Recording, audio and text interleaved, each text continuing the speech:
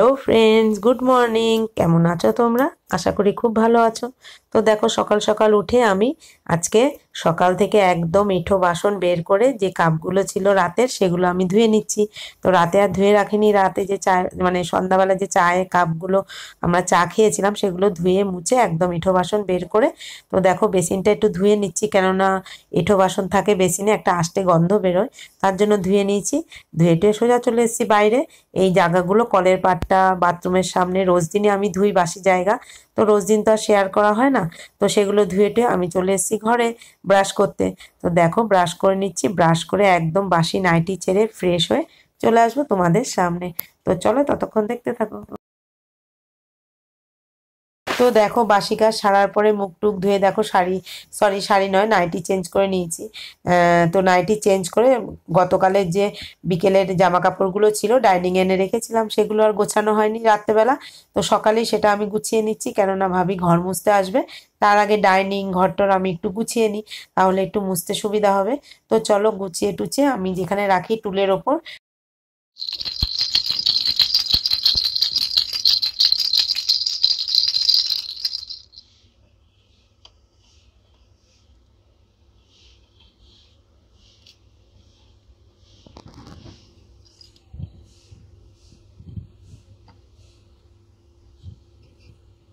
তো দেখো গোপালদেরকে উঠিয়ে বসিয়ে দিলাম।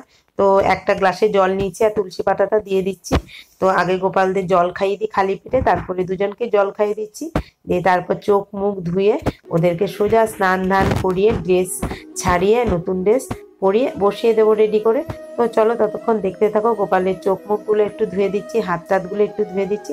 তারপর ওদের জলে দেখো অগরু গোলাপ জল আর গায়ে একটু মধু দিয়ে ওদের স্নান করিয়ে দেবো।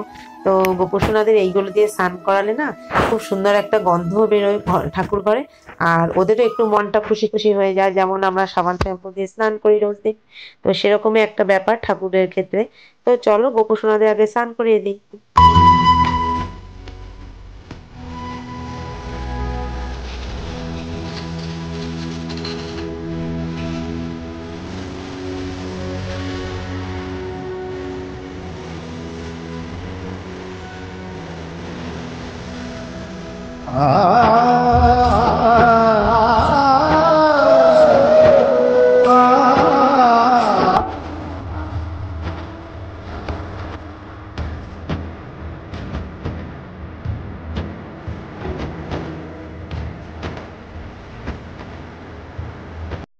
তো তোমরা তো দেখতে পেলে আমি পুজো টুজো দিয়ে চলে এসেছি নিচে। নিচে এসে দেখি ছেলে চা বসিয়েছে সেদিনের মতো, তো আমি তার সাথে আরেকটু ওকে বলে বলে দিলাম। সেদিন একটু যেহেতু পানসা হয়েছে, প্রথম দিন করেছে, আজকে ঠিকঠাক ছিল।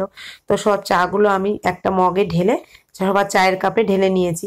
তো চাটা খাওয়া শেষ। আর এটা হচ্ছে ডাল ফোড়ন দিয়েছি, মুসুরির ডাল, একটু রাঁধুনি ফোড়ন দিয়ে তোমরাও খেয়ে দেখবে, খুব ভালো লাগে, একটু অন্যরকম ফোড়ন দিয়েছি।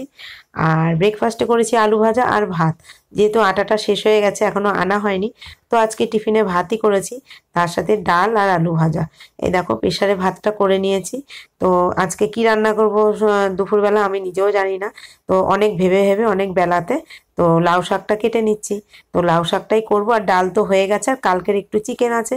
তো ওটা দিয়ে আজকে দুপুরের মেনু হয়ে যাবে আমাদের খাওয়া দাওয়া। আর আর আম নিয়েছি, এই সিজনে প্রথম আম নিলাম। মেয়ে অনেক দিন ধরে বলছে আমের চাটনি খাবো, আমের চাটনি খাবো। তো চলো, এই দেখো আমটাও আমি কেটে নিয়েছি, একবারে কাটাকুটি করে রান্নাঘরে এগুলোকে রেখে আমি স্নানে চলে যাব। তার আগে স্নানে যাওয়ার আগে অল্প কিছু কাঁচা আছে, সেটাই কাছাকাছি করে নেব। তো চলো, বলতে বলতে চলে আসলাম কলের পাড়ে। তো একটুখানি কাছাকাছি করে মেলে টেলে আমি আগে স্নান করব, যেহেতু আজকে মাথা ঘষবো। অনেক দিন হয়ে গেল, আমি সুযোগই পাচ্ছি না, রান্না করে কাজ করতে করতে অনেকটা বেলা হয়ে যায়, তাই আর মাথা ঘষা হয় না। তো আজকে টার্গেট করেছি পরে রান্না করব, তারপর আমি আগে স্নান করব। তাই দেখো মেলতে মেলতে তোমাদের সাথে কথা বলতে বলতে প্রায় মেলা শেষ। তারপর আমি বাথরুমে চলে যাব, চলে গিয়ে আবার তোমাদের সাথে রান্নাঘরে দেখা হবে।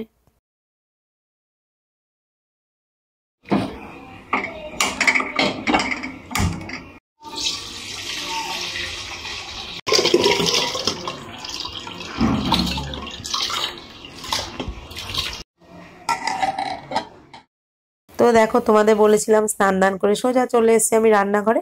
রান্নাঘরে এসে এই দেখো ভাত তো আগেই বসিয়ে গেছিলাম, আর লাউ শাকগুলো জলে চুবিয়ে রেখে গেছিলাম। আর এখানে শুকনো লঙ্কা আর রসুন ফোড়ন দিয়ে লাউ শাকের সবজিটা দিয়ে দিলাম। তো এটা একটু ভাজা ভাজা হলে তারপরে লাউ শাকটা দিয়ে দেবো, তারপরে সর্ষে বেটে সর্ষেটা দিয়ে দেবো। আর এপাশে তো ভাত হচ্ছে, তোমাদের দেখিয়ে দিলাম। তো চলো লাউ শাকটা আগে একটু কষিয়ে নিই, তারপরে এই দেখো নিচে আমি সর্ষে আর লঙ্কা নিয়ে নিয়েছি। আজকে একটু লাউ শাকটা না একটু ঝাল ঝাল হয়েছে, যেহেতু আমি পরে ভয়েসটা দিচ্ছি, আমরা খেয়ে নিয়েছি দুপুরে, তাই তোমাদের সঙ্গে শেয়ার করতে পারলাম। তো চলো, যেহেতু অনেক ছোট ছোট লাল লাল লঙ্কা ছিল, আমি না আইডিয়া করতে পারিনি। তো চলো, এই দেখো মশলাটা দিয়ে দিলাম আর লাউ শাকটা রেডি হয়ে গেল। তো দেখো বলছিলাম এই সিজনে প্রথম আম নিয়েছি, তো আমের চাটনিটাও রেডি। তো এখানে সবার জন্য দুপুরে ভাত বেড়ে নিয়েছি, আর পাশে লাউ শাকটা দিয়ে দিয়েছি। তারপরে ডাল, এই দেখো ডাল দিয়ে আমরা লাউ শাকটা একটু শুকনো করে খেয়ে নেব। আর যেহেতু চাটনিটা গরম, সবার জন্য বেড়ে নিয়েছি বাটিতে বাটিতে, যাতে তাড়াতাড়ি ঠান্ডা হয়ে গেলে আমরা খেতে পারি। তো সবার খাওয়া দাওয়া তো শেষ, আমি ডাইনিং টেবিলটা মুছে নিচ্ছি। ডাইনিং টেবিল মুছে সোজা চলে যাব আমি এক জায়গায়। তো ফ্রেন্ডস, সারাদিন তোমাদের সাথে কথা বলিনি, সামনাসামনি আসিনি।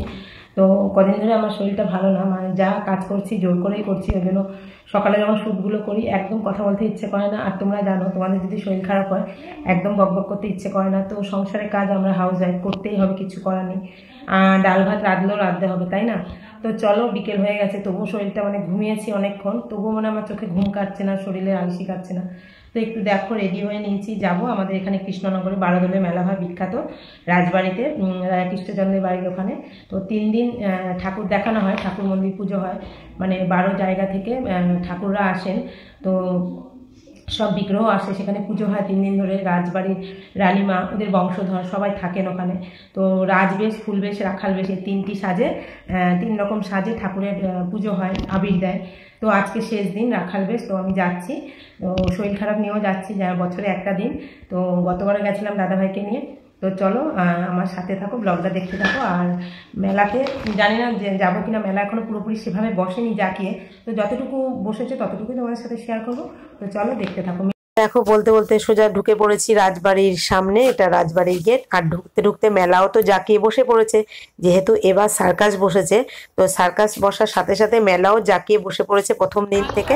তো দেখো গেটে আমরা ঢুকছি, আর দুপাশে ভিখারিগুলো বসে আছে, মানে প্রত্যেকবার যেরকম ভিখারি থাকে সেই ভিখারিগুলো দুপাশে বসে আছে, চাল ডাল দিচ্ছে সবাই সবার মতো। তো দেখো এখানে গোপুসোনা, অনেক গোপুসোনা আছে। তো চলো তোমাদের সাথে একটু যেতে যেতে শেয়ার করিনি। আর মন্দিরে যতগুলো ঠাকুর আছে, 12 রকমের ঠাকুর আছে, তো 12 জায়গা থেকে আসে। আর এখানে দেখো একটা মানুষ কালী ঠাকুর সেজেছে, আর সবার মাথায় খড়গড়া ঠেকাচ্ছে, আর সবাই পয়সা দিচ্ছে। আর এই দেখো এখানে আবির দিচ্ছি ঠাকুরকে, আর পয়সা দিচ্ছি। আর এখানে দেখো সব জায়গা থেকে এক একটা বিগ্রহ এসছে, মানে গোপালের, রাধাকৃষ্ণর, নানা রকমের বিগ্রহ এখানে আসে। এই দোলের পরে, রং দোলের পরে আবার 1 মাস পর এখানে রাজবাড়িতে আসে, সবাই আবির দেয়, প্রণাম করে। 3 দিন হয় প্রোগ্রামটা, মানে 3 দিন রাজবাড়ির গেট খোলা থাকে ঠাকুর ঘরের, রাজবেশ, ফুলবেশ, রাখাল বেশ।